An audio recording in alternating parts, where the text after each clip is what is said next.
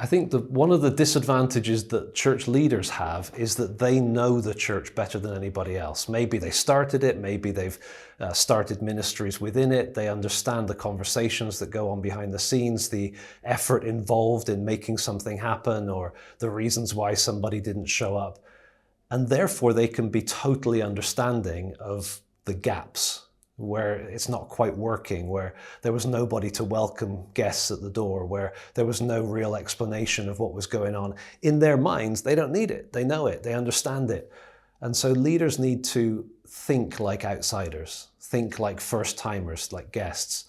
It doesn't change the content of what we preach. It doesn't change the gospel at all. But it says, okay, these people are so important that I'm going to think about their experience through their eyes. When I was at Bible school, we had a professor, first day of class, he gave us an assignment. He said, I want every one of you to pick a religion that's not Christianity, and you've got to find the place where they meet, you've got to find when the service is, you've got to go to the service, and then next week you're going to report on it.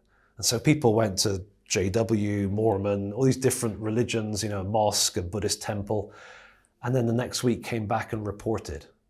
And that was a fascinating experience because he was then able to say, now you know what it's like to be an outsider. Now you know what it's like to come into a building to not know where to sit, or if you're supposed to pay for the drink, if you're supposed to ask permission for things.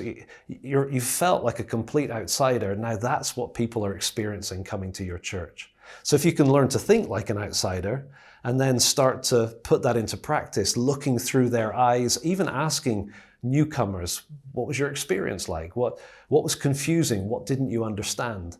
Then you can start to just make the little tweaks and the little fixes. It's not radical change of anything. It's the little elements. For example, the opening. At the beginning of a service, the person welcoming people needs to explain what's happening.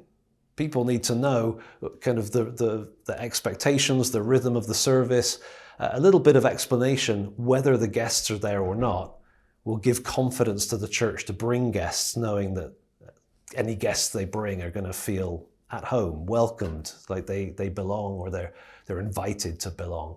So I'm not talking about changing our preaching, changing our content apart from being accessible, but I'm saying there's a whole load of elements around the experience of going to church that a little bit of thought, a little bit of effort could make it a much easier experience for people. And of course, if they choose to walk away and say, I'm not interested in Jesus, I've heard the gospel, don't want it, okay, that's sad.